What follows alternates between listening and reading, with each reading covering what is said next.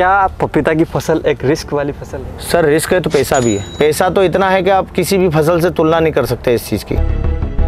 तो वो 41 रुपये बिक गया, उसके बाद में 36 रुपये बिक गया, 35 रुपये बिक गया, 30 रुपये, तो 30 और 40 के बीच में बिक गया अभी तो।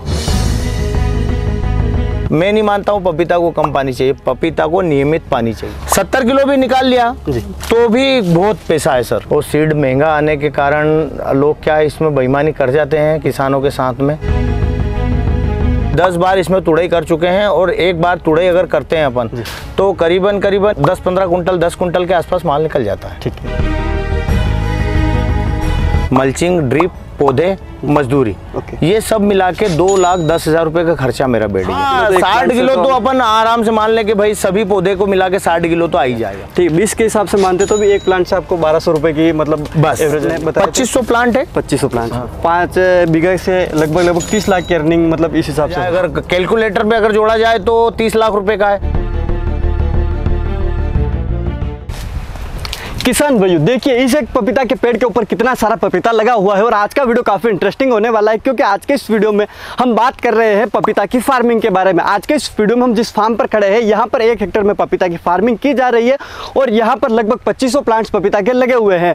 और शुरुआत के 10 दिनों की हार्वेस्टिंग में इस फार्म से 2 लाख की अर्निंग हो चुकी है। और यहाँ के ओनर का कहना है कि इस सीजन में यहाँ से लगभग 30 लाख रुपए की अर्निंग होने वाली है। जी किसान भाई, आपने बिल्कुल सही सुना, 30 लाख की अर्निंग इस फार्म से। तो चलिए शुरू करते हैं आज के इस वीडियो को और जानते हैं इस पपीता की फार्मिंग के बारे में। नमस्ते सर। नमस्कार जी। सर सबसे पहले तो आपका वेलकम है हमारे चैनल में। और हमारे जो किसान भाई आपको देख रहे हैं, थोड़ा सा आप उन्हें अपना और अपने फार्म का परिचय कराइए कि आपका फार्म क्या है, कहाँ पे है, उसके बारे में। मैं बबलू पाटीदार, गांव पाटपाला, मक्सी रोड, जिला उज्जैन, मध्य प्रदेश है। यहाँ अपने उज्जैन से 8 से 10 किलोमीटर करीबन मक्सी रोड पे अपना फार्म है। ओके।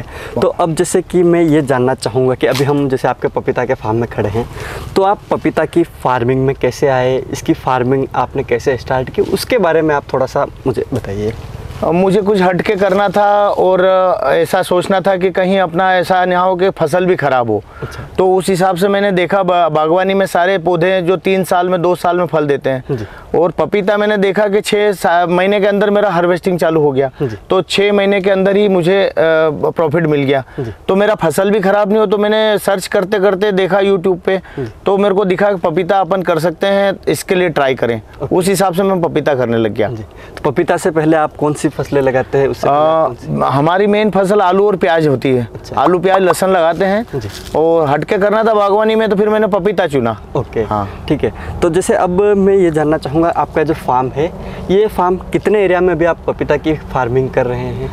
ये 1 हेक्टेयर के लगभग है। 1 हेक्टेयर के लगभग में है ये जी। और 1 हेक्टेयर में आपके प्लांट्स कितने लगे हुए हैं? 2500 पौधे हैं। 2500 प्लांट लगे हुए हैं। ठीक है। तो अब जैसे मैं ये जानना चाहूँगा कि आपने जब चलते हुए बात करते हैं कि जैसे आपने जब इसकी प्लांट्स लगाए, तो आपने प्लांट्स जब लगाए तो खेत की तैयारी किस तरीके से की थी, उसके बारे में आप थोड़ा सा मेरे को बताएं। खेत की तैयारी की बात करें तो करीबन ये 1 हेक्टेयर में मैंने 15 ट्राली के आसपास तो अपना गोबर का खाद डाल दिया था। ओके। उसके बाद में मैंने इसमें जो है अपना ट्राइकोडर्मा, वीडी और हर्जेनियम दोनों डाले थे। ओके। और 2 इंसेक्टिसाइड लिए थे, काली चक्रा करके आता है और सुडोमोनास करके आता है। ओके। वो फंजीसाइड है वो भी। और बैक्टीरिया वाले जितने प्रोडक्ट हैं वो सब मैंने बेसल डोज में ही डाल दिए थे इसमें। वो उससे मेरे को कहीं ना कहीं बहुत राहत मिली इसमें। ठीक है। हाँ। तो जैसे आपने ये बताया, तो फिर उनको आपने गोबर में मिला के डाला था या फिर नहीं? वो मैंने ना ये जब बेड बनाए थे ना, तो ये आधे बेड बनाए थे, उसको डाल के ना फिर पूरा कर दिया था इसको। ठीक है। हाँ। तो उससे पहले आपने खेत की जुताई वगैरह कैसे की थी? जुताई नॉर्मल ट्रैक्टर से ही जुताई करी थी। अच्छा। प्याज का खेत था पिछले, नॉर्मल जो अपन करते ना कल्टीवेटर, 2 या 3 बार अच्छा कल्टीवेटर दबा के लगा दिया था। ठीक है। तो उससे हो गया काम। ठीक। 3 बार आपने कल्टीवेटर से हकाई कर दी। फिर आपने गोबर की खाद गोबर की खाद आपने कौन सी हकाई से पहले डाली थी? खाद मैंने जैसे कि अपन करते हैं, जैसे कि ये बेड बनाना था, उसके 8 से 10 रोज पहले खाद डाल के और तैयारी करके बेड बना दिए और ड्रिप डाल दी थी फिर उसके बाद में। तो जैसे आपने जो बेड बनाई, मैं बेड के बारे में जानना चाहूँगा कि जैसे अभी मैं देख रहा हूँ आपकी आपकी जो बेड बनी हुई है ये काफी मोटी बेड है। हाँ। तो नॉर्मली जो किसान बेड बनाते हैं वो इतनी बड़ी बेड नहीं होती है। तो आपने इतनी बड़ी बेड किस तरीके से बनाई उसके बारे में भी आप थोड़ा समझें। ज्यादा कुछ एफर्ट नहीं लगाया इसमें, ट्रैक्टर के पीछे जो अपना वो होता है ना सरी बनाने वाला जी, तो उसी से बन गए ये। ठीक है। और सिर्फ एक बार में नहीं बने, ये 2-3 बार में बनाए। अच्छा। पहले मैंने ये बेस बना दिया, उसके बाद फिर छोटे ट्रेलर से लेके ना उससे मिट्टी चढ़ा दी इसमें। अच्छा। हाँ, क्योंकि मुझे पता था कि बारिश आएगी, उसके पहले बेड अपन बना ले। ओके। हाँ। तो यानी पहले आपने एक बेड यहाँ पर बनाया। हाँ। फिर जो ट्रैक्टर को यहाँ बीच में चला के ने और दोनों साइड में दोनों आपने साइड मिट्टी डाल के बेड बना दी। हाँ। ठीक है। तो अब जैसे मैं ये जानना चाहूंगा कि आपके जो प्लांट्स हैं, हाँ। प्लांट्स की डिस्टेंस कितनी है प्लांट टू प्लांट और रो टू रो? रो टू रो की बात करें तो 8 फीट है। ओके। और प्लांट टू प्लांट 6 फीट है। 6 बाई 8 पे 6 बाई 8 पे है। ठीक है। तो इस हिसाब से मतलब आपका जो 1 बीघा है इसमें कितने प्लांट्स यहाँ पे लगते हैं? 470-80 के लगभग प्लांट लगते हैं। एक बीघा में? एक बीघा में 470-80 के बीच में प्लांट आ जाते हैं। ओके। हाँ। 6 बाई 8 की डिस्टेंस। 6 बाई 8 की डिस्टेंस। तो अब जैसे आपने बेड बनाई, हाँ। बेड बनाने के बाद में आपने जो प्लांट लगाया तो आपने कौन सी सीजन में प्लांट लगाया वो थोड़ा सा मैं जानना चाहूँगा। ये मेरे पास प्लांट्स आए थे 15 फरवरी को। 15 फरवरी को प्लांट आए और 20 फरवरी के 5 दिन के अंदर अंदर मैंने सारे प्लांट लगा दिए थे। ठीक है। उसके पहले मैंने बेड को गीला कर लिया था। ओके। हाँ। तो जैसे आपने जो फरवरी में आपने प्लांट्स लगाए, हाँ। तो वो सीजन आपने क्यों सेलेक्ट किया, उस सीजन में आपने क्यों प्लांट लगाया, उसका आपको क्या बेनिफिट मिला या फिर उसका ड्रॉबैक रहा, उसके बारे में भी? उसका ड्राई बैग तो मुझे कुछ ऐसा दिखा नहीं है जी। और एक ही ड्राई बेड है, उस बैग है उसका कि आपके पास पानी होना चाहिए। ओके। क्योंकि इसमें क्या है कि मैंने फरवरी में लगाया ना, अप्रैल में इसमें फूल आने लग गए। ओके। तो फूल जब इसमें आते हैं तब इसको फ्लड इरिगेशन भी चाहिए और ड्रिप इरिगेशन से भी, मतलब जो एरिया आपका बचा हुआ है इसमें भी पानी चाहिए आपके। ओके। अगर वो पानी है आपके पास तो आप फरवरी में लगा सकते हैं, कोई प्रॉब्लम नहीं है। और फिर ये था कि जो अर्ली में जो आएगा, जैसे अभी ये फ्रूट आया हुआ है तो ये आएगा, मेरे को मालूम था कि इसका मार्केट अपने को जल्दी अच्छा मिल जाएगा। तो इस वजह से मैंने जल्दी प्लान किया था कि मार्केट को देखते हुए मैंने कहा जल्दी लगा दें अपन। ओके। तो आपने जो जल्दी लगाया उससे आपको ये एक तो चीज़ ये है कि उस टाइम पे अगर लगाते हैं तो पानी प्रॉपर चाहिए। पानी प्रॉपर चाहिए। ठीक है। उसके बाद फायदा ये मिलता है कि अपने को जो प्रोडक्शन है वो जल्दी मिल जाता है। तो जैसे अभी मैंने ये भी देखा है कि जैसे आप पहले बता रहे थे काफ़ी किसान है जो मार्च या फिर अप्रैल में लगाते हैं, तो उसको लगाए या फिर फरवरी में लगाए, तो उन दोनों का क्या डिफरेंस रहता है? मेन क्या मतलब प्लांट की जो ग्रोथ है उसमें क्या डिफरेंस आता है? दो मैंने जो देखा मेरे अनुभव से, बाकी किसान भाई का अपना अपना अनुभव हो सकता है। मार्च अप्रैल में अपन लगाते हैं जी। फिर मल्चिंग लगाते हैं, उस समय गर्मी इतनी तेज रहती है, अगर इस मल्चिंग की गर्मी इतनी हो जाती है कि पौधे को खा जाती है। अच्छा। और फरवरी में अगर लगाते जब सनलाइट कम रहता है तो उस वजह से पहले मल्चिंग, मेरे को मल्चिंग लगाना ये जरूरी था। एक तो यहाँ भाई घास फूस की टेंशन नहीं है, दूसरा ये कि मैंने कहा कहीं खुदा ना खास्ता ज्यादा बारिश भी अगर हो गई तो मल्चिंग का जो अपना बेड है इतना बचा रहे तो पेड़ अपने गिरे नहीं और इसमें नुकसान नहीं हो बारिश से। तो यानी कि जो बरसात का जो आपको टेंशन था उसको आपने पहले ही कवर करके चले। अपनी जो बरसात आएगी, अगर ज्यादा भी बरसात रेगुलर होती है तो प्लांट अपने गिरे नहीं, वो सेफ्टी आपने पहले ही और ये मल्चिंग भी अपन ने 5 फीट की लगाई है। अच्छा। हाँ। तो मैं अब आप जैसे मल्चिंग के बारे में बताइए कि मल्चिंग आपने कैसे लगाई, कौन सी मल्चिंग है उसके बारे में भी। ये मल्चिंग तो क्या है कि हमारा मार्केट होता है इंदौर। अच्छा। इंदौर में कम रेट में मिल जाती है। इंदौर में ये 5 फीट का है मल्चिंग और 30 माइक्रोन का है। ओके। और जीएसएम भी अच्छा है इसका। अच्छा। तो उस वजह से ये है ना मल्चिंग भी अच्छी है। हाँ। तो कैसे लगाते, कैसे आपने लगाया वो भी थोड़ा सा? लगाने का कुछ नहीं, एक ट्रैक्टर का यंत्र आता है उससे बिछवा दी थी। उसके बाद जब बीच में अपन ने ट्रैक्टर चलाया ना तो ये मिट्टी और इस पे चली गई तो सेट हो गई ये। फिर तो जो ट्रैक्टर के पीछे जो मशीन आती है मल्चिंग बिछाने, हाँ उसी से तो मिट्टी भी उसके साथ में उससे चढ़ गई है। हाँ मिट्टी भी चढ़ गई, उसकी कम चढ़ी थी, फिर अपन ने ट्रैक्टर से और चढ़वा दी इसमें। वैसे अगर कम अगर अपने ट्रैक्टर का नहीं भी अपने पास न, अगर मजदूर से भी लगाते हैं तो 1 बीघे में अगर मल्चिंग बिछाते हैं तो 2-3 मजदूर बिछा देते हैं आराम से, कोई इतना बड़ा इशू नहीं है वो। तो अब जैसे मैं मल्चिंग की कॉस्ट के ऊपर आता हूँ, तो आपका ये जो इस जमीन में आपकी मल्चिंग की कितनी कॉस्ट आई आपकी लगभग? मेरे पास अभी बिल तो नहीं है, लेकिन वो इंदौर से जब सामान आया था मेरा ड्रिप का और मल्चिंग का, ये 1 हेक्टर का करीबन 60,000 रुपए का सब आ गया था, जिसमें सारा सामान आ गया, मल्चिंग और ड्रिप आ गया था, दोनों आ गया था। ठीक है। हाँ। तो अब जैसे आप ये बताइए पौधा आपने लगाया कैसे? हाँ। पौधा लगाने की क्या तरीका रखा आपने, कैसे लगाया वो भी थोड़ा समझ। पौधे लगाने में आपको सतर्कता रखनी पड़ेगी। पौधे लगाने में सतर्कता आपको ये रखना पड़ेगी कि जैसे ही पौधा आया तो उस पौधे को पता नहीं चलना चाहिए कि मेरे जो ऊपर की जो पॉलीथीन है वो हट गई है। ओके। उसको ये पता नहीं चलना चाहिए कि उसकी पॉलीथीन हट गई। आप हल्के से ब्लेड से निशान लगाओ उसको हटाओ, छेद करो, धीरे से उसको रख दो, उसको दबाना नहीं है। दबाने में मिट्टी अगर पिचक गई तो वो फिर लेट होगा, डिले होगा। उसको ऐसा ऐसा रख दो, मिट्टी डाल दो, बाकी कुछ भी नहीं करना अपने आप। एक मेन बात ये है कि ये जो होल करते हैं ना अपन जी, ये होल करने के बाद में इसमें मिट्टी आपको डालना पड़ेगी, होल बंद करना पड़ेगा। अगर होल बंद नहीं किया तो ये मल्चिंग की जो गर्मी निकलेगी उससे पौधा जाएगा ही जाएगा। वो तो 100% जाएगा अगर वो होल बंद नहीं किया।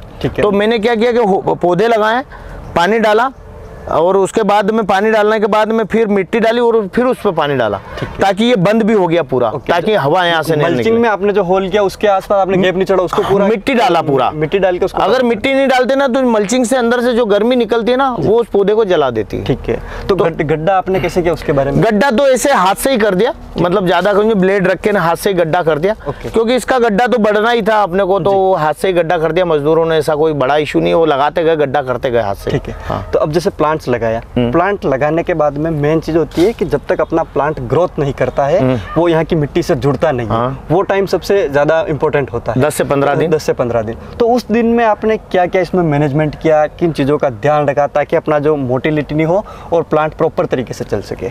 मैंने करीबन ना जैसे 2500 प्लांट के आसपास लगाए हैं, मैंने करीबन 2600-2700 प्लांट लिए थे। तो वो सारे प्लांट्स मेरे को इधर उधर लोगों को देना पड़े। मतलब एक जीरो कहूँ मैं, मेरा तो एक प्लांट भी नहीं गया। और उसका मेन कारण ये रहा कि लगाने के बाद में मेरे को रेगुलर, मतलब पानी एक दिन छोड़ के चलाया मैंने, इसमें नमी बना के रखी। और देखते हैं तो 10 से 15 दिन में इसमें फूल, मतलब फ्लावरिंग ऊपर से फूटना ही चालू हो गया। मैं समझा कि बस जड़ चल गई इसकी। तो ज़्यादा कोई ऐसा इशू नहीं है कि वो बड़ा के हो गई, आपके प्लांट जाएंगे। प्लांट उस कंडीशन में जाएंगे कि जैसे कि आपने कहीं गलती कर ली, गलती कर ली कि मल्चिंग में छेद बंद नहीं किए हैं आपने। अच्छा, फिर मैंने इसमें बीच में भी एक एक छेद बना दिए थे हवा निकालने के लिए, वो भी कर दिया था ताकि वो हवा भी और निकल जाए। ऐसी छोटी छोटी सावधानियां, कोई बड़ा नहीं है कि ऐसा कोई बड़ा काम करना पड़े। जैसे यहाँ पे ये होल है, हाँ, ऐसे होल कर दिए ताकि इसमें से हवा निकलती रहे। जो भी मतलब जो पानी देते हैं तो अंदर जो हवा बनती है गर्म वाली, तो वो अंदर से निकल जाए, तो वो भी चीज ध्यान रखें। वो चीज ध्यान रखें। ये हो गया। अब उसके बाद में बात आती है कि भाई ड्रिप के बारे में भी मैं आप थोड़ा सा जानना चाहूंगा। ड्रिप आपने जब अंदर बिछाई, तो ड्रिप बिछाने का क्या रहा, उसके बारे में भी? ड्रिप अपन ने सर, ये जो है पीसी ड्रिप बोलते हैं इसको, इसका 1 फीट पे ड्रिपर है, एक 200 डिस्चार्ज है, और एक बेड में 2 लाइनें हैं। क्योंकि अपना बेड बड़ा था जी, तो मैंने 2 लाइनें डाली दोनों साइड में। अब वो एक साइड में डालते किसी भी साइड में तो वो इधर या उधर, तो मैंने 2 लाइनें डाली। तो कि गर्मी का टाइम है, मैंने कहा अपने को गर्मी का सामना भी करना है। और मैंने देखा था बगीचे में आप 1 महीने पहले लेके चले अपन कि 1 महीने बाद में क्या कंडीशन आनी है, मानसून कैसे होना है, या सारी चीजें। तो उसको लेके मैंने कहा गर्मी के हिसाब से अपने को ज्यादा पानी चलाना पड़ा तो 2 ड्रिप डाल, और उसका कोई बड़ा खर्च भी नहीं मेरे हिसाब से। तो 2 ड्रिप लाइनें डाली मैंने एक बेड में। तो 2 लाइनें आपने इसमें डाल दी। हाँ, ठीक। फिर आपने अपने जो मल्चिंग बिछा के फिर आपने प्लांट्स लगा दिया। प्लांट्स लगाने के बाद में एक चीज आती है अपना पानी। जैसे आपने बताया 15 दिन तक आपका प्लांट हुआ, तब तक तो आपने फिर 1 दिन छोड़ के 1 दिन पानी दिया। ठीक है। फिर उसके बाद में आपका पानी का क्या शेड्यूल होता है? पानी का शेड्यूल ऐसा रहा सर, जैसे 2 लाइनें हैं तो ये मान ले आधे घंटे रोज का पानी। आधे घंटे रोज नहीं दे पा रहे हैं तो 1 दिन छोड़ा तो फिर 1 घंटा। 3 दिन छोड़ दिया तो 1.5 घंटा। ऐसे अगर भाई किसी कारणवश अगर कल भी नहीं चलाया अपन ने, तो अपन देखते हैं कि आधा घंटा, 1 दिन निकल गया है तो फिर 1 घंटा ड्रिप चला दी। 2 दिन हो गए कहीं नहीं चला पाए, किसी कारण लाइट है या कुछ कारण से, तो फिर उसमें 1.5 घंटा चला दी। आधे घंटे का रोज का पानी के हिसाब से कैलकुलेशन कर लीजिए आप। ठीक है। हाँ। ये हुई। फिर उसके बाद में बात आती है कि भाई हम अपना प्लांट्स लगाते हैं, उसके बाद में जैसे पपीता है, हम अक्सर हमने काफ़ी किसान ऐसे देखे हैं जिनकी पपीता की खेती उन्होंने की लेकिन वो फेल हो गए, उनको अच्छा प्रोडक्शन नहीं मिला। ठीक है, ये पपीता क्योंकि काफ़ी सेंसिटिव क्रॉप है, ठीक, तो इसमें बीमारियां वगैरह भी आती है, तो वो उसके बारे में भी आप हमें बताइए कि इसमें कौन सी डिजीज़ आपको देखने को मिली है या फिर उनका क्या आपको रहा, वो प्रॉब्लम्स क्या है उसके बारे में। मेरा तो यही सोचना है सर कि प्रॉब्लम आने नहीं दे। अगर आ गई ना तो समस्या आने ही ना दे। अगर आप रेगुलर 15-15 दिन में स्प्रे करते रहें तो मेरे को नहीं लगता है कि प्रॉब्लम आएगी। ठीक है, आती ही नहीं है। आप करते रहें पहले, और आने के बाद में अगर करेंगे तो उसके कुछ नुकसान हैं कि जैसे कि भाई डोज ज़्यादा बढ़ाना पड़ेगा अपने को। डोज ज़्यादा बढ़ाएं, फुल ड्रॉपिंग होगी, पौधे की इम्यूनिटी कम होगी। आप तो शेड्यूल से चलें, 15 दिन 13 दिन में आप इसमें जो डोज है, और इसमें दवाइयाँ का जो डोज अपन दूसरी फसल में जो डालते हैं उससे आधा डोज डलता है। वैसे डालते रहें तो आएगी नहीं प्रॉब्लम। और समय जब होता है प्रॉब्लम आने का, जब जैसे कि जून की बात करें, जून और जुलाई के महीने के बीच में जो टाइमिंग होता ना, जब मौसम चेंज होता है, गर्मी से बारिश आती, उस समय थोड़ा इंसेक्ट का ज़्यादा, उस समय तो आपको स्प्रे करना ही है शेड्यूल से, कि उसमें आप चूक ना जाए। चूकने के बाद में, आने के बाद में प्रॉब्लम ज़्यादा है, तो आने ना दे। तो कौन सा इंसेक्ट वगैरह इसमें ज़्यादा अटैक आपको देखने को मिला है? इसमें थ्रिप्स आती है, एक माइट्स आती है, जो मकड़ी जिसको बोलते हैं वो आती है, बस वही है दो ज़्यादा, बाकी तो और कुछ है नहीं। और अगर आपने पौधे सही साट लिए हैं, सही नर्सरी से लिए हैं, तो वायरस तो आएगा ही नहीं। मेरे यहाँ तो मेरे को लगता नहीं कि एक भी पौधा मेरे को देखने को आया वायरस का। अगर आपकी नर्सरी सही है, अगर F1 लगाया आपने, तो वायरस का खतरा ना के बरोबर है। ठीक है। अगर F2 लगाएं, जनरल जो पौधे ले लेते हैं, उनका बचपन कहाँ गया है, वो किस खानदान से हैं, वो अगर सब चीजें हैं तो फिर वो वैसा ही रिस्पॉन्स करेंगे। आपका खानदान सही होना चाहिए। तो प्लांट सिलेक्शन मेन चीज है। Plant selection 70%।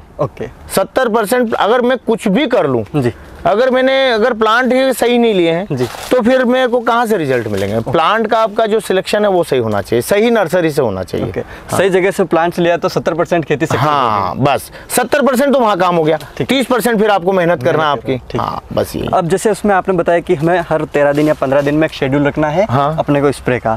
तो वो उस स्प्रे में क्या शेड्यूल में आप क्या क्या चीजें करते हैं, क्या रूटीन रहता है, वो थोड़ा सा आप मेरे को बताइए। कौन सी आप दवाइयों का स्प्रे करते हैं ताकि किसानों को थोड़ा। सर अगर जैसे अलग अलग हैं, पर जैसे थायोमिथोक्सोम, इमिडा, और फंजीसाइड में अपन लेते कार्बेंडिज्म, मेन्कोजेब, और जैसे कि इसमें करें थ्रीन वाले जो टेक्निकल हैं, लेमडा साइलोथ्रीन हुआ, या फिर जो भी थ्रीन जिसमें रहता ना, थ्रीन ग्रुप के, वो ना डालें, उससे बचे तो ज़्यादा फायदा है। थ्रीन और फास्ट दोनों से बच जाएं। ठीक है। ये सिंथेटिक स्पाइजन ना डालें।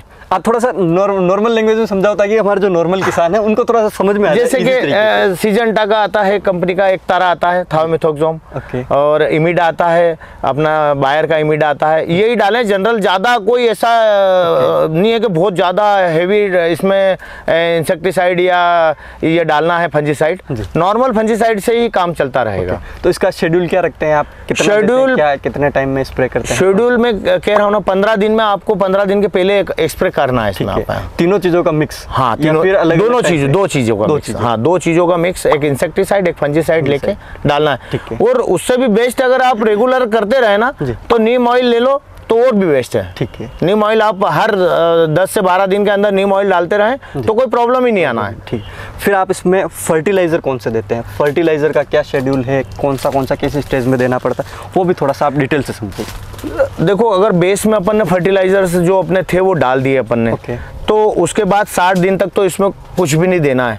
आपको नॉर्मल से जो है उसमें, जैसे कि बात करें 05234 या करें 1261, ये शुरू में चला दिए एक आध 2 बार। जब इसमें फ्लावरिंग आना लगे उसके बाद में फर्टिलाइजर्स का थोड़ा सा ध्यान रखना है। NPK आपको देना है। मतलब 60 दिन के बाद ये बेड से बाहर जड़ें आने लग जाती है, वहाँ पर भी NPK देना है आपको 12 32 16। ठीक है। और जैसे मेरा 5 बीघे का, तो मैंने 2 बैग का एक शेड्यूल बना लिया कि 2-2 बैग अपने को डालना, 2 बैग एक बार में डालना है। हर 20 से 25 दिन में 2 बैग डालना है। 20 से 25 दिन में 2 बैग डाल देता हूँ। 2 बैग 50-50 किलो के, वो डालना है अपने को। और अंदर की अगर बात करें तो 1261 पहले, और फल लगने लग गए। अभी जैसे बात करें तो इसमें अपन वो चला रहे हैं अमोनियम सल्फेट। ये चीज़ें रेगुलर हैं। बाकी जिनसे मैंने नर्सरी लिया है उनका शेड्यूल दे रहे हैं, वो उनके शेड्यूल से अपन चला रहे हैं और रिस्पांस अच्छा मिल रहा है। ठीक है। ये तो हुई फर्टिलाइजर की बात। अब जैसे एक चीज़ आप बताइए कि टेम्परेचर भी इसमें काफ़ी अहम फैक्टर है इसकी फार्म में। तो आपके यहाँ पे आपको गर्मियों में मैक्सिमम कितना टेम्परेचर देखने को मिला है, और मिनिमम आपके यहाँ पर कितना टेम्परेचर जाता है? हर साल की तुलना में, जैसे इस साल की अगर बात करें तो इस साल तो 45-46 डिग्री पहुँच गया था। अच्छा। तो ये चैलेंज है। ठीक है। 40 डिग्री के ऊपर बाद में चैलेंज है। तो 40 डिग्री के ऊपर अगर जा रहा है टेम्परेचर, तो फिर आपको एक ध्यान रखना है कि इसमें पानी आपको फ्लड इरिगेशन भी करना पड़ेगा, और ड्रिप से भी जो बेस है उसमें भी देना पड़ेगा। मल्चिंग लगी है तो आपको दोनों चीज़ में पानी अगर देते रहे आप, तो आप जिंदा रह सकते हैं। अगर आपने ये सोच लिया कि मेरा हाइट बढ़ जाएगा पौधे का, फ्लावरिंग कम होगा, ये चीज़ करके अगर आपने पानी का दे दिया, तो फिर पौधे चले जाएंगे। फिर प्लांट जाने चल जाएंगे, येलो मोजेक आ जाएगा, कुछ हो जाएगा, फिर प्रॉब्लम का। ठीक है, तो जो इरिगेशन हम करते हैं हाँ। गर्मियों में, वो कितने टाइम में करनी है, कितना पानी देना है, वो थोड़ा सा ड्रिप वाला ये जैसे मेरा जो 1 हेक्टर का है ना, 5 HP की मोटर चलती थी, तो 2 लाइन जैसे बात करें ड्रिप की, तो पूरा बगीचा एक साथ में चल जाता था। ठीक है, तो जैसे कि मैंने आज सुबह चला दिया है, इसमें 1 घंटा या आधा घंटा इसमें चला गया। तो उसके बाद में फिर मैं जब फ्लड में चलता था, तो ये मैंने इसी में पाइप में बड़े वाले नल लगा दिए हैं। तो उसको चालू करते तो एक बार में 20 लाइनें चल जाती। तो ये 2.5 घंटे में लग जाता था, मतलब 7.5 घंटे में पूरा खेत पी जाता था। तो ये 2 से 3 दिन में ये पी जाता, मतलब हर चौथे से 5वें दिन आपको फ्लड इरिगेशन करना है, गर्मी जब 40 से 45 डिग्री के बीच में टेम्परेचर हो। तो वो पाइप वाला जो आप सिस्टम बता रहे हैं, वो थोड़ा सा आप मेरे को दिखाइए कि कैसे देते हैं वो आपने सिस्टम क्या? ये कुछ नहीं, ज्यादा कुछ नहीं है। इसी पाइप में अपन ने नल लगा दिए थे फ्लड इरिगेशन के, ये वाले नल लगा दिए थे, और ये वो अपना ड्रिप वाले थे, ये ड्रिप वाले थे। इसी में ड्रिप लगे हैं, इसी में नल लगे हुए हैं। ठीक है, हाँ। तो पहले तो आप ड्रिप से पानी देते थे? ड्रिप से पानी अंदर, ठीक। हाँ, और इनको इनमें टोटियां लगी, बंद करके इनको खोल दिया। तो यहाँ से आपका सिस्टम लगा हुआ है? हाँ, इसको खोला, ठीक है, तो यहाँ पानी चला जाएगा। तो ये जैसे 250 फीट की लंबाई है, तो इसमें 2.5 घंटे में वहाँ पहुंच जाता था। पूरा वो स्लो स्पीड में जाता है। वो स्लो स्पीड में जाने से ये बेनिफिट है कि ये जो है ना बेड तक ऊपर तक गीला हो जाता है। हाँ। ये मतलब ऐसा आपने ऐसे पानी अगर दौड़ा के निकाल दिया तो 2 घंटे बाद फिर सूख जाएगा, क्योंकि 40-45 डिग्री में तो स्लो जाता है ना, तो बिल्कुल पूरा गीला हो गीला होता पूरा फिर जाता है। ठीक है, ये चीज होगी। तो अब जैसे गर्मी के बारे में तो आपने बताया, लेकिन आने वाला जो सीजन है वो सर्दी का है। तो सर्दी में पाला भी इसको प्रभावित करता है, प्रोडक्शन को भी। तो उसके बारे में आपने क्या सोचा है, उसको कैसे आप कंट्रोल करेंगे अगर टेम्परेचर हद से ज्यादा नीचे जाता है? तो देखो, पहले तो अपने को खेत का वो चुनाव करना है जिसमें कि जहाँ पर निचला एरिया ना हो, जहाँ पर पाला गिरने की ज्यादा संभावना हो। फर्स्ट एड में तो पहले ये चल रहे हैं अपन कि जहाँ पर ऐसी ऊंची जगह हो जहाँ पर पाला नहीं गिरता है, वहाँ पर अपन इस खेत का चुनाव करें। तो अपन ने जो जहाँ चुनाव किया ना, यहाँ इस खेत का, यहाँ पर अपन आलू लगाते हैं। आज तक आलू में कभी यहाँ पाला नहीं लगा, जबकि ऐसे ही नीचे अपना जहाँ गांव है वहाँ पर पाला गिरता है, यहाँ बच जाते हैं। तो पहले तो खेत का चुनाव, ठीक है। उसके बाद में कुछ जैसे कि अगर गिरने वाला पाला आजकल तो मालूम पड़ जाता है पहले ही कि पाला गिरने वाला है, तो धुआं कर सकते हैं। और दवाइयाँ भी आजकल कुछ ऐसी आ गई हैं जिनको स्प्रे करने से फर्क पड़ता है। तो ये करते चलें अपन, बस ज़्यादा और प्रकृति से क्या लड़ सकते हैं। ठीक है, अब जैसे उसके बाद में एक चीज़ बताइए, आपके यहाँ की जो मिट्टी है, हाँ, मिट्टी किस तरीके की मिट्टी में आप फार्मिंग कर रहे हैं, वो भी आप थोड़ा सा मेरे को। नॉर्मल मिट्टी है, हल्की सी लाल और काली के मिक्स वाली मिट्टी है। ज़्यादा ऐसा कोई मिट्टी में और ज़्यादा गहराई भी नहीं, मिट्टी में 3 फीट मिट्टी है बस, यहाँ पर ज़्यादा कोई गहरी मिट्टी नहीं है। और मैंने तो देखा है कि पपीता सभी मिट्टी में हो जाता है। अच्छा। ऐसा विशेष नहीं कि इसके लिए कोई विशेष मिट्टी चाहिए, हाँ, सभी मिट्टी में हो जाता है। इसकी वाटर होल्डिंग कैपेसिटी कितनी है, आपको कितनी देखने को मिलेगी? हाँ, ये अगर बात करें अपन जैसे कि 40 डिग्री या 30 डिग्री पे, उस पर भी डिपेंड करता है। तो अगर 30 डिग्री की अगर बात करें अपन, तो 8 दिन की कैपेसिटी है। 30 से 20 के बीच में जब रहता ना, तो 8 दिन वाटर कैपेसिटी है इसकी। वो गर्मी में वही 4 दिन के आसपास आ जाएगी, 3 से 4 दिन वो। ओके, तो अब जैसे बरसात का अभी जो सीज़न है वो बरसात का। हाँ, बरसात में हमने ये भी चीज़ देखी है कि अगर बरसात हुई तो इसका जो पानी है वो खेत में रुकना नहीं चाहिए। हाँ, तो उस चीज़ के लिए आपने इसमें क्या सिस्टम कर रखा है?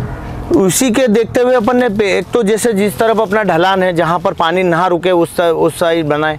और जैसे पहली बारिश जब होती है उस समय देख ले कि जहाँ जहाँ रुक रहा है पानी, वहाँ नाली बना के ने एक बार पानी का रास्ता बना दे तो फिर निकल जाएगा अपने आप। और फिर अपना बेड बड़ा है 5 फीट का, तो ये ही बचा के रखेगा ना इसको। अगर यहाँ तो पानी आना नहीं है, क्योंकि यहाँ मल्चिंग लगी हुई है, यहाँ तो पानी आना नहीं है, तो वो इतना बचा के रखने के लिए काफी है उसको। ठीक है। हाँ। तो ढलान वाला खेत होना चाहिए, ढलान वाला, या फिर अगर ऐसा नहीं है तो वो भी चीज देखनी। अगर ये ढलान नहीं है तो उसको निकाल दे, उसका रास्ता बना दे, ठीक है, कि निकल जाएगा। बारिश गिरती है, जैसे ये खेत की बात करें, बारिश गिरती है उस समय तो यहाँ पर भी पानी रहता है। बारिश बंद होने के बाद में पानी नहीं रुकना चाहिए। बारिश गिरती उस समय तो पानी रहना ही, पानी होना ही है। लेकिन जैसे बारिश रुक गई है उसके बाद भी 4-5 घंटे पानी भरा है, वो नुकसान है, वो नुकसान करेगा। तो चलती हुई बारिश का तो उसका तो कोई नुकसान नहीं है उसमें, इतना कोई वो इतना तो नेचर है, वो तो हो जाएगा इतना तो। पर एक बार बारिश हो गई, रुक गई, उसके बाद लंबे उसके बाद में हाँ फिर खेत में पानी नहीं रुकना चाहिए। ठीक है। अब जैसे उसके बाद में हम आते हैं इसकी फ्लावरिंग के ऊपर। तो जैसे आपने फरवरी में लगाया, तो इसकी फ्लावरिंग हमें कितने टाइम बाद मिल जाती है, वो थोड़ा सा? मेरा तो देखो, मेरा फर्स्ट टाइम था ये, मैंने पहली बार पपीता लगाया था। इसके पहले पपीता कभी लगाए नहीं, मेरे दादाजी ने ये करते थे उस समय में। पर एक रिकॉर्ड बना अपना, रिकॉर्ड ये बन गया कि 58 दिन के दिन इसमें फूल आने लग गए। अच्छा। सब दूसरे बगीचे वाले कहते हैं कि भाई 3 महीने में फूल आएंगे, 2.5 महीने में आएंगे, कोई कि 2 महीने में आएंगे, पर अपने 58 दिन में फूल आने लग गए थे जी। अपन 58 दिन में फूल में, मतलब ये मान ले कि 10% प्लांट में आ गए थे। अच्छा। तो ये एक बेनिफिट रहा कि जल्दी आ गए थे। और जल्दी आने का पीछे का कारण ये है कि अपना जो शुरू से इसका इम्यूनिटी सिस्टम सही साट रखा अपन ने, पानी रेगुलर दिया इसको, ये कारण हो सकता है कि जल्दी फूल आ गए। ओके। हाँ। उसके बाद जैसे हम फ्लावर आए, फ्लावर के बाद में फ्रूट सेट करने के लिए भी आपने कोई इसमें स्पेशल ट्रीटमेंट किया है या फिर नॉर्मली ही हो रहा है? नहीं, नॉर्मली नहीं, इसमें जो है फूल आने के बाद में इसमें क्या है कि ड्रॉपिंग की समस्या आ रही थी, फूल ड्रॉपिंग की, और वो अधिक गर्मी से आ रही थी क्योंकि सुबह 9 बजे 40 डिग्री के आसपास टेम्परेचर पहुँच रहा था जी। तो फिर अपन ने इसको पानी और बढ़ा दिया, इसका रेगुलर कर दिया। ओके। तो जहाँ पानी रेगुलर किया तो फिर सेट होने लग गए फूल। ऐसा कोई बड़ा इशू नहीं आया फूल ड्रॉपिंग का कि बहुत ज़्यादा ड्रॉप हो गए। पानी देते रहे तो होता रहा। और इसके साथ में जो शेड्यूल दिया था वो जिनसे अपने नर्सरी लिया था ना जी, जहांगीर नर्सरी से जी, तो उनका जो शेड्यूल था उस शेड्यूल से अपन चलते रहे तो कोई प्रॉब्लम नहीं आई। ठीक है।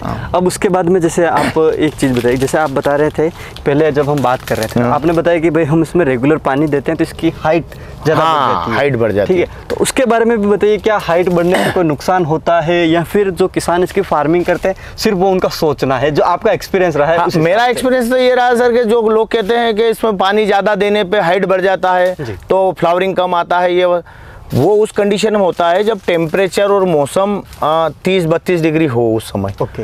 अब अपना टेम्परेचर 45 डिग्री जा रहा है दिन का, इसमें कितना भी पानी दें अपन 2 घंटे बाद में लगता है पानी नहीं दिया तो उस समय आप निश्चिंत होकर पानी दे सकते हैं, कोई प्रॉब्लम नहीं आएगी। ये आपका कोई हाइट, ये मेरा खुद का अनुभव है। हाँ, कि लोग कहते हैं कि इसको कम पानी चाहिए, कम, मैं नहीं मानता हूँ पपीता को कम पानी चाहिए, पपीता को नियमित पानी चाहिए। आप इसमें आधा घंटा डेली पानी दो, मैं गारंटी लूँ कि अगर इसमें बीमारी भी कम आएगी और अच्छा रहेगा। ऐसा नहीं कि आज पानी दे दिया ना 8 दिन बाद आए ही नहीं अपन, क्योंकि ये सेटिंग जो है ना सर, इसका पर डे का सेटिंग है। ये पर डे का है, इसका कैलकुलेशन जो है डे वाइज डे है।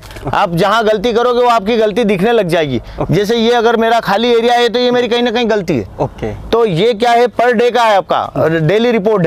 तो आपको डेली इसमें अगर कहीं आपने बीच में गलती करी वो दिखेगी बगीचे में कि ये गलती हो गई अपने अलग से डेटा रिकॉर्ड करने हाँ, कोई जरूरत नहीं, ये दिख रहा है ना, लाइव रिपोर्ट ये जैसे यहाँ कहीं मैंने डोजिंग थोड़ा सा तेज कर दिया था तो ये फूल जल गए, तो ये यहाँ फूल जलने से ये कम हुआ सेटिंग, ये नीचे सेटिंग है, नीचे फ्रूट अच्छा है, फिर समझ में आ गया अपने को कि हाँ, तो ये तो आप खुद बता देगा वो कि आपने कहीं ना कहीं गलती करी है। ठीक है। तो ये चीज़ हो गई। उसके बाद में फ्लावर से अपना फ्रूट बनने में कितना टाइम लगता है, फ्रूट मैच्योर होने तक का जो टाइम है वो? अगर वो बात करें अपन तो उसका टाइमिंग है करीबन अगर सही साइड आपने अगर बगीचा रखा है तो 4 महीने के अंदर, 4.5 महीने के अंदर आपका फ्रूट तैयार हो जाएगा बिक्री के लिए। ठीक है। बिक्री के लिए 4 महीने 4.5 महीने में आपका फ्रूट आ जाएगा, 1.25 किलो 1.5 किलो के आ जाएगा, करीबन 1.25 किलो वजन का आ जाएगा और वो पकने लग जाएगा। ठीक है।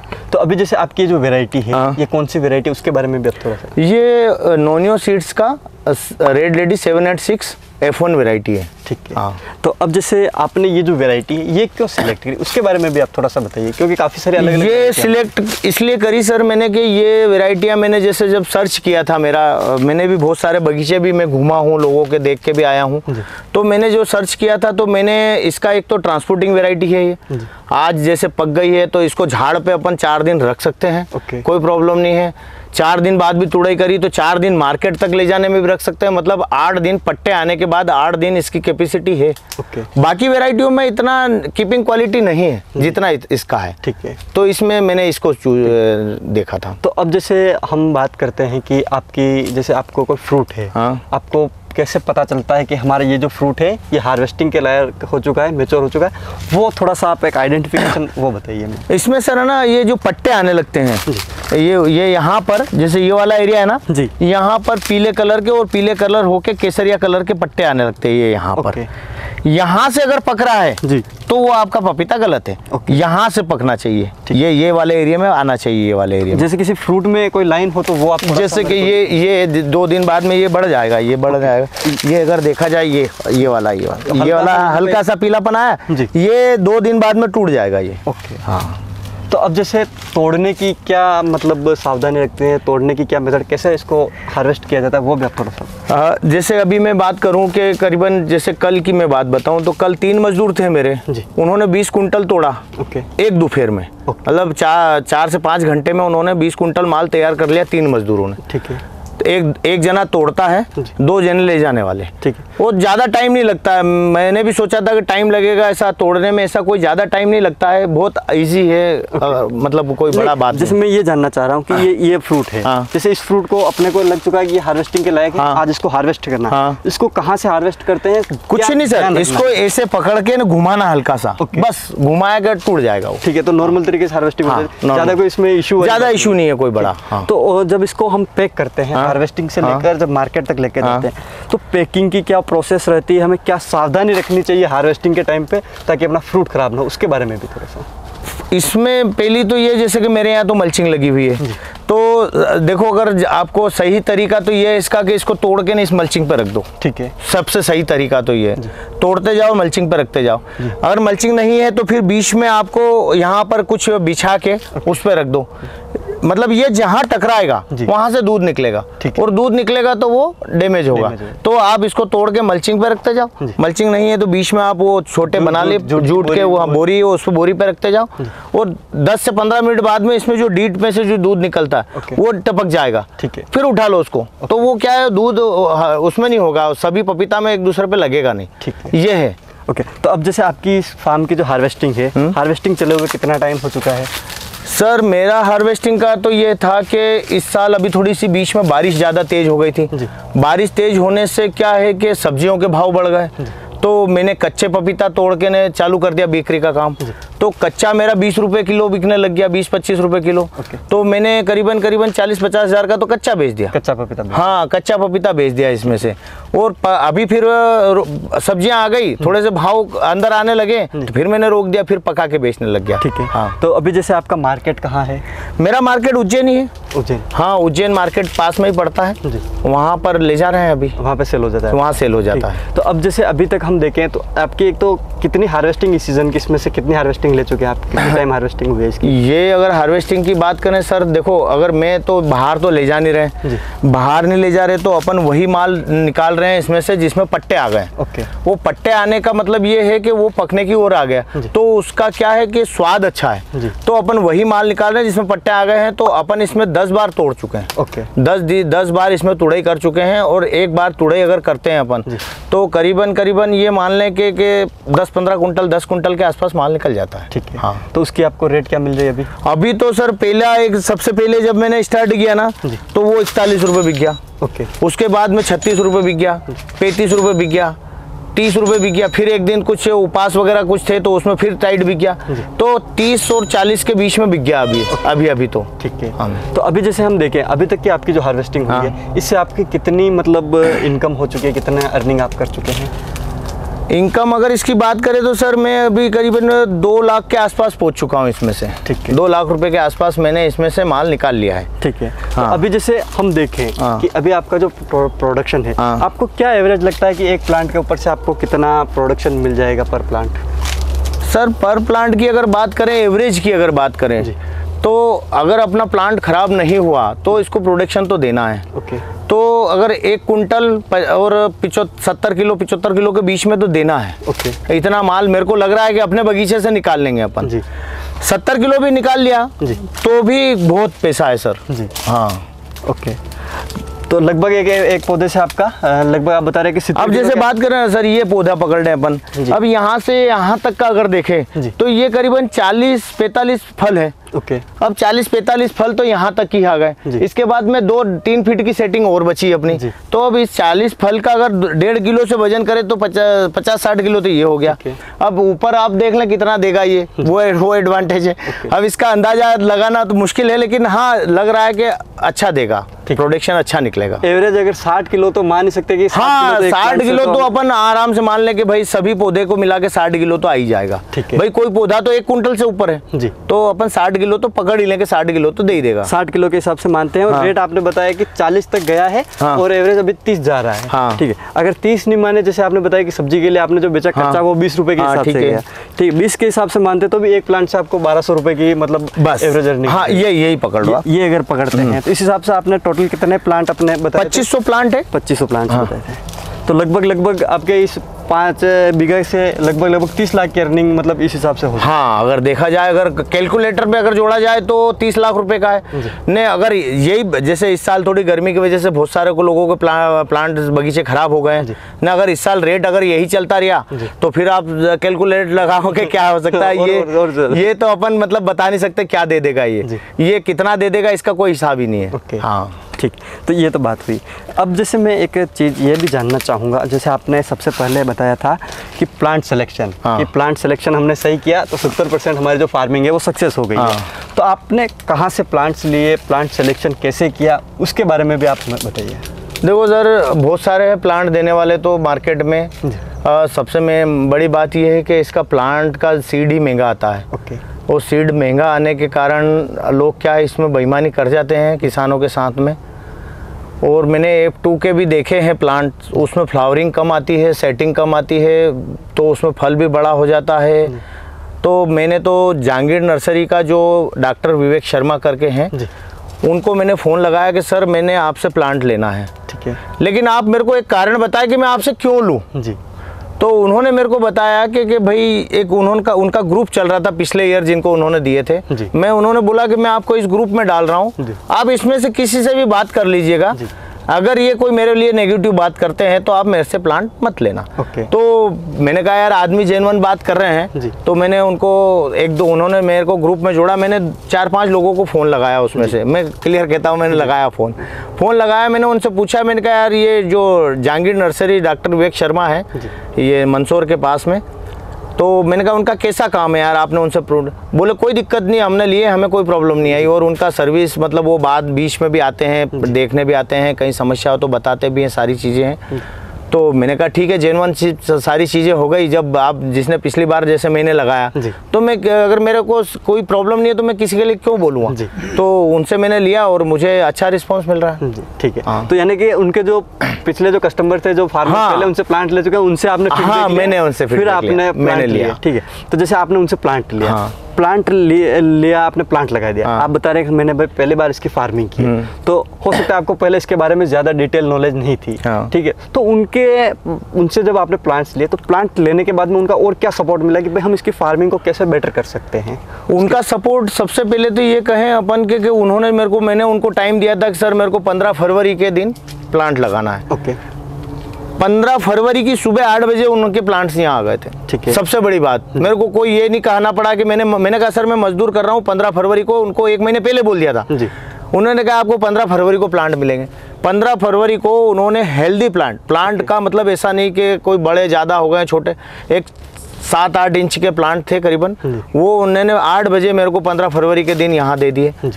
उसके बाद मेरे को ऐसा नहीं लगा प्लांट्स में कि ऐसा नहीं है कि बहुत उसमें से कहें कि 20% प्लांट छोटे बड़े हों, बिल्कुल इक्वल प्लांट, सारे सब प्लांट एक जैसे थे।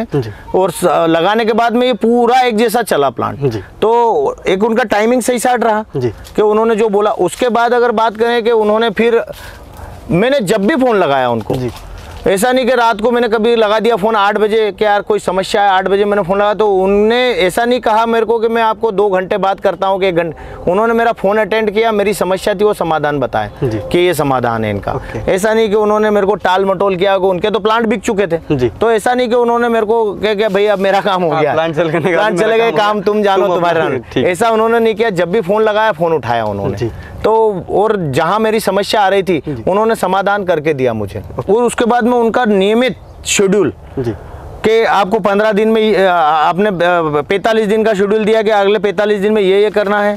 फर्टिगेशन ये करना है, स्प्रे ये करना है, ये उनके शेड्यूल आते रहे मेरे पास रेगुलरली। रेगुलर ये आते रहे और रेगुलर मेरे से वीडियो कॉलिंग पे या मेरे फोटो मंगा के वो प्लांट की स्थिति देखते रहे कि क्या स्थिति में है प्लांट्स।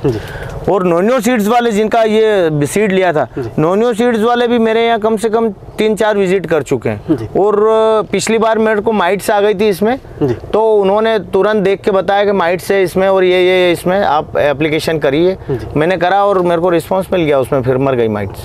तो ये उनका ऐसा नहीं कि प्लांट बेच दिए और आप जानो आपका काम जाने, ऐसा नहीं है। ओके, अब जैसे एक चीज़ और आती है कि भाई आपने अपनी फार्मिंग की टोटल अभी तक इसमें आपकी कॉस्ट कितनी आई है, वो मैं जानना चाहूँगा। पूरी कॉस्ट जिसमें आपके प्लांट्स हो गए, लेबर हो गई, आपकी दवाइयाँ हो गई, फर्टिलाइज़र हो गए, ड्रिप है, मल्चिंग है, वो सब मिला के इसमें अगर देखो, मैंने तो पूरा कैलकुल, मैं तो फर्स्ट टाइम कर रहा था, तो मैंने कहा अपने को अगले बार करना है नहीं करना, उसके लिए सारी चीज़ लिख के चले।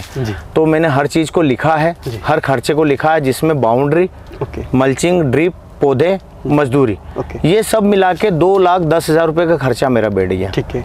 5 बीघे में करीबन 2500 प्लांट पे बात करें तो 2,10,000 का खर्चा मेरा हो गया।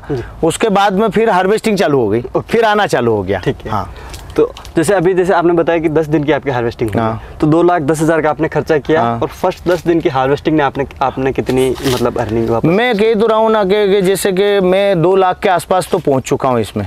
2 लाख रुपए के आसपास मेरा अभी जो खर्च निकालना था वो मैं निकाल चुका हूँ। ये कहें अपन तो निकल गया, थोड़ा बहुत रहा है तो निकल जाएगा, 1 तुड़ई और होगी उसमें निकल जाएगा। इसके बाद में रहेगा तो फिर सारा मेरा मार्जिन ही रहेगा। ओके। तो अब जैसे आप बता रहे कि इसमें आपने जो बाउंड्री के बारे में बताया, तो बाउंड्री में आपने क्या किया था? वो बाउंड्री में कुछ नहीं किया सर, वो एक मशीन आती है ड्रिल करके खंबे लगा के, वो एक इंसुलेटर वाला वायर आता है, वो लगा के झटका मशीन लगा दी। वो झटका मशीन लगाने के बाद में ना तो जानवर आए, ना कोई इंसान घुसता है, अपनी इजाजत के बिना बगीचे के अंदर कोई नहीं आता। ठीक है। हाँ, ये चीज़ कंप्लीट है।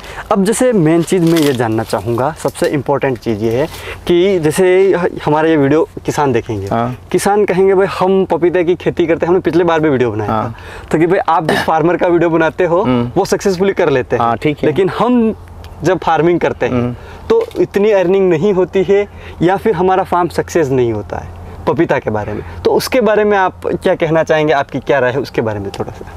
मेरे हिसाब से अगर जैसे कि शेड्यूल से अगर चला जाए, जो शेड्यूल है उसके हिसाब से अगर चला जाए, तो मुझे नहीं लगता है कि कोई इसमें आप कहीं नेगेटिव पॉइंट मिलेगा। जो किसान शेड्यूल से नहीं चलते हैं, गलत तरीके से एप्लीकेशन दवाई को करते हैं या तरीके से सही नहीं करते हैं, तो ही नुकसान होगा। और बाकी तो मुझे नहीं लगता कि कहीं ऐसा कोई रॉकेट साइंस वाला काम तो है नहीं कि कोई बहुत बड़ा है। नॉर्मल तरीके से है, उस तरीके से करें तो मेरे को लगता नहीं फेल होगा कोई भी। ना जो हुए होंगे उन्होंने कहीं ना कहीं गलती करी होगी, ये खुद बता देगा कि हाँ तुमने ये गलती करी। ठीक है, गलती करी है तो बताएगा ये। ओके। जैसे इसके बाद में लास्ट एक चीज़ और आती है, क्या पपीता की फसल एक रिस्क वाली फसल है? उसके बारे में सर, रिस्क है तो पैसा भी है। रिस्क तो है, पैसा भी है। अच्छा। रिस्क अगर कहें अपन, आजकल रिस्क किस में नहीं है सर? रिस्क सभी काम में है, रिस्क इसमें भी है। इसमें रिस्क सिर्फ प्रकृति से जी। प्रकृति अगर करेगी अगर आपके साथ, तो फिर तो कोई नहीं बचा पाएगा। लेकिन अगर बाकी अगर देखा जाए तो पैसा काफ़ी है। पैसा तो इतना है कि आप किसी भी फसल से तुलना नहीं कर सकते इस चीज़ की। ओके। क्योंकि इसका उत्पादन बहुत है। और उस कंडीशन में अगर बात करें तो थोड़ी बहुत तो रिस्क लेना भी चाहिए जी। अगर प्रकृति साथ देती है तो ये तो इससे अच्छा खेती नहीं सर। इससे अरे बहुत, इसमें इतना पैसा है कि बहुत पैसा है, मतलब इसका कह नहीं सकते, अपन अनुमान नहीं लगा सकते। इसने जितना लेना हो आप जी, आप जितना ले सकते हो उतना पैसा है इसमें। आपके ऊपर आपकी ताकत है कि हाँ मेरे को इतना लेना है। मैं तो कहूँ कि अगर शेड्यूल से जो व्यक्ति चलता है तो उसको प्रॉब्लम कम आएगी। उसमें कहाँ है कि प्रॉब्लम कब फंसती है, जब कोई चीज़ बीमारी आ जाती है, आने मत दो तो कोई दिक्कत ही नहीं है। हाँ। तो सर आपने काफ़ी अच्छी इन्फॉर्मेशन दी हमारे किसान भाइयों को पपीता की फार्मिंग के बारे में, और मेरे को भी आपने जो इन्फॉर्मेशन दी वो काफ़ी यूनिक लगी। तो आपका जो एक्सपीरियंस रहा वो हमने किसान भाइयों तक शेयर किया। तो किसान भाइयों, आपको उम्मीद है कि आपको हमारा ये वीडियो पसंद आया होगा। और सर आपने हमें जो टाइम दिया और हमारे किसान भाइयों को जो यूनिक इन्फॉर्मेशन दी, उसके लिए आपका हमारी तरफ से और हमारे जो किसान भाई हमसे जुड़े हुए हैं उनकी तरफ से आपका बहुत बहुत धन्यवाद। धन्यवाद भैया। तो किसान भाइयों, आज के इस वीडियो में आपने देखा कि किस तरीके से सर पपीता की फार्मिंग कर रहे हैं और किस तरीके से इन्होंने सक्सेसफुली तरीके से इस फार्म को किया और इस फार्मिंग से किस तरीके से अर्निंग ले रहे हैं। उम्मीद है कि ये वीडियो पसंद आया होगा। अगर ये वीडियो पसंद आया हो तो इस वीडियो को लाइक करें, साथ ही हमारे यूट्यूब चैनल को सब्सक्राइब जरूर करें, जिससे कि आपको इसी प्रकार की और नई इन्फॉर्मेशन मिलती रहे। मिलूंगा इसी प्रकार की एक और इंटरेस्टिंग जानकारी के साथ अगले वीडियो में। तब तक के लिए धन्यवाद।